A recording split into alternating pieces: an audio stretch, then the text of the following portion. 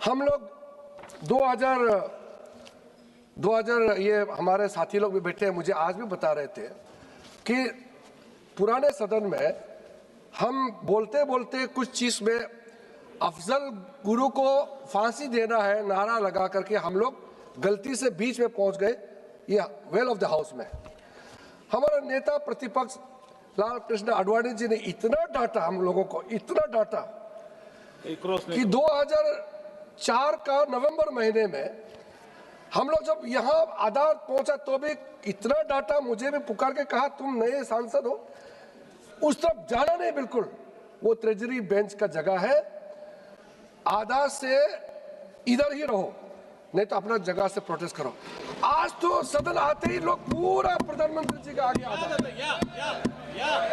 हम लोग ने, हमारा एनडीए भारतीय जनता पार्टी के सदस्यों ने कागज फाड़ के कभी भी स्पीकर कुर्सी को हम लोग ने नहीं फेंका है। आप पूरा इतिहास देख लो, हमारा पार्टी कभी भी सेक्रेटरी जनरल का टेबल में चढ़ करके हम लोग ने कभी नाचा नहीं है। हम लोग ने कभी भी ऐसा नहीं किया जो इस सदन को शर्मसार करे। कभी नहीं। आप इतिहास देखिए, रिकॉर्ड है, लोकसभा का रिकॉर्ड है, 1951 के बाद पूरा रिकॉर्ड देख लीजिए। कभी किसी एनडीए के भारतीय जनता पार्टी के किसी सदस्य ने कागज फाड़ के चेयर के मुंह में फेंका है? आप बताइए, आप लोगों ने क्या क्या नहीं किया। मैं आपका हरकतें अगर गिन के बताने लग जाएंगे आप खुद को अच्छा नहीं लगेगा। इसलिए आज 40 साल बाद लोकसभा स्पीकर के खिलाफ अविश्वास प्रस्ताव आपने लाया है। आज के इस चर्चा में आने से पहले अगर थोड़ा सा आप हमारे बात आप मानते ही नहीं है, पंडित जवाहरलाल नेहरू जी ने क्या कहा था उस समय सदन में, या उस समय के प्रधानमंत्री राजीव गांधी जी ने क्या कहा था, थोड़ा पढ़ के आते तो भी आप में ज्यादा विनम्रता आते। आपने बिल्कुल परवाह नहीं किया, अपने ही पुराने बड़े नेताओं का वक्ता जो रहे हैं उसको पढ़ने का भी आपने कभी कष्ट नहीं किया है। इस रेजुलेशन पे जब हम लोग चर्चा कर रहे हैं तो प्रिसाइड करने के लिए ओम बिरला जी कुर्सी में नहीं बैठे हैं। मुझे मालूम है कई सदस्य ऐसे हैं, चाहे कांग्रेस के भी हो चाहे बीच में बैठने वाला हो, कहीं ना कहीं मन से दुखी है। और मैं तो छोटे राजनीति नहीं करना चाहता हूं, लेकिन कम से कम 50 से ज्यादा सांसद विपक्षी दल के लोग मुझसे मिले हैं और कहा है कि हम ओम बिरला जी के खिलाफ अविश्वास प्रस्ताव में हम सहमत नहीं है, लेकिन हम राजनीति से मजबूर हैं। कांग्रेस ने जो जिद पकड़ा है हम लोग मजबूरी से कर रहे हैं। मैं किसी का नाम लेकर के मैं यहाँ किसी के राजनीति में कोई छवि को खराब करने के लिए मैं बिल्कुल प्रयास नहीं करूंगा, लेकिन जो सच्चाई है मैं गवाह हूं। और आप लोग भी एक दूसरे को बातचीत करके आपको भी पता लग जाएगा कि ये अविश्वास प्रस्ताव ओम बिरला जी का खिलाफ में ला करके आप लोगों ने कितना गलत काम किया है। और इन्होंने जब सेशन चलता है उस समय ही विदेश चले जाते हैं, सेशन चल रहे हैं विदेश चले जाते हैं और यहाँ बोलते हैं कि बोलने नहीं दिया जा रहा है। सर, नियम कहता है जब कोई भी मेंबर अपना भाषण रखते हैं, डिबेट में इंटरवेंशन करता है, उसके बाद जो उसका नेक्स्ट बोलते हैं उसका सुनना होता है। इनका नेता प्रतिपक्ष अपना बात बोल के खत्म हुआ, बैठे बगैर हुआ चले जाते हैं, किसी का सुनता नहीं है, किसी का सुनता नहीं है और बोलता कि बोलने नहीं दिया जाता है। सर, देखिए मैंने बार-बार कहा है, that is his point of observation. He is making his point.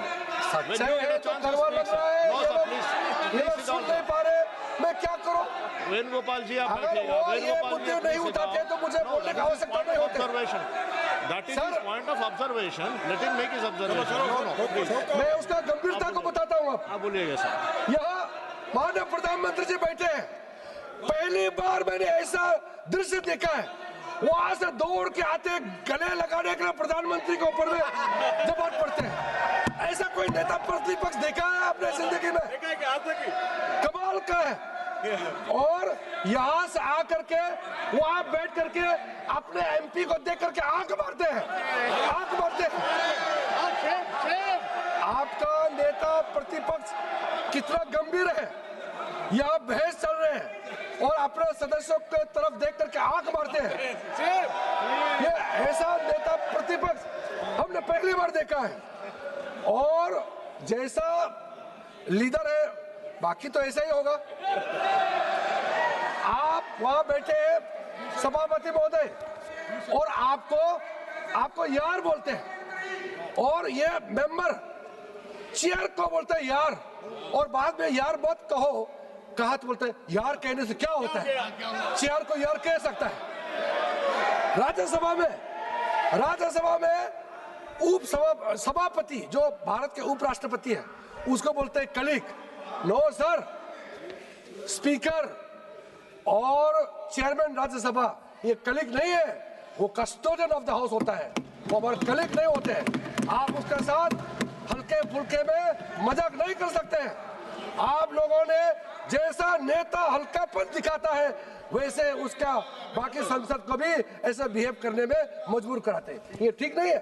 आपके यहाँ में भी काफी अच्छे लोग हैं, आपके लोग में भी अच्छे हैं, लेकिन अब नेता प्रतिपक्ष उन्हीं को बनाया, हम तो कुछ नहीं कर सकते हैं। मैं क्या कर सकता हूँ, मेरा हाथ में तो है नहीं। मैंने देखा है, देखिए प्रियंका वाड्रा गांधी जी अब पीछे बैठ के मुस्कुरा रही है। अगर इनको नेता प्रतिपक्ष बनाते तो भी शायद परफॉर्मेंस थोड़ा अच्छा होता। वो तो कम से कम बैठती है, सुनती है कम से कम। इनका नेता प्रतिपक्ष तो सुनता ही नहीं, मुस्कुराती भी है, बहुत मुस्कुराती भी है।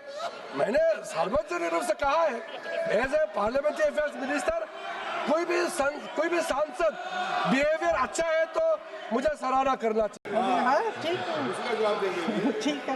तारीफ करते करते ये भी कह दिया कि मैं इनकी बातों पर हंस रही थी, तो मैं कहना चाहती थी, स्पष्ट करना चाहती थी कि मैं क्यों हंस रही थी। सर, आज मुझे हंसी इसलिए आई क्योंकि जिनकी आलोचना ये दिन रात करते हैं नेहरू जी की, आज उन्होंने नेहरू जी का कोट अपने पक्ष में कोट दे दिया। आज नेहरू जी का अचानक आदर करने लग गए, अचानक ये कह दिया कि सबसे बड़े लोकतंत्र को सबसे मजबूत करने वाले नेहरू जी ही हैं, जिन्होंने ऐसा भाषण दिया था सदन में। सर, आज हंसी मुझे इसलिए आई क्योंकि एक ही व्यक्ति है इस देश में जो इन 12 सालों में इनके सामने झुका नहीं है, वो नेता प्रतिपक्ष। और वो नेता प्रतिपक्ष क्योंकि इस सदन में खड़े होके सच बोल देते हैं, बेझिझक बोल देते हैं। धन्यवाद मैडम, धन्यवाद। आप अपनी बात रखिए। इनसे सर तारीफ की। I gave her the opportunity. Yes. वो सच्चाई जो है, जो वो बोलते हैं, इनसे पचती ही नहीं है, इन्हें पचती नहीं है।